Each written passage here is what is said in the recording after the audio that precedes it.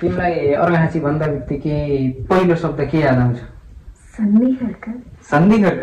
मैले सोचे कस्तो अर्घाखाँचीका तीनवटा प्रसिद्ध धार्मिक स्थल हुन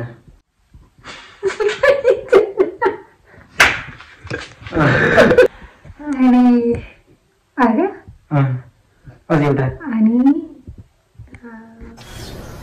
तुमसे ना हो पाएगा। टन्नी छन् मालारानी। अझै एक दुईटा छन् अझै टन्नी छन्। याद आएन कि डमरुतालको त्यहाँ मन्दिर छ नि डमरुताल त छ नि हो।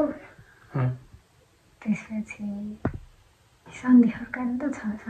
सन्धि खर्क धार्मिक स्थल हो। सन्धि खर्क त सदरमुकामै भयो त। मन्दिर छ नि त त्यहाँ एउटा एकदम मन्दिर छ नि त त्यहाँ एउटा एकदम प्रसिद्ध कि जस्तै सुपा मालारानी जस्तै अरू छन् अझै छन् कति छन्? छत्रदेवको त्यो छत्र महाराज राइट।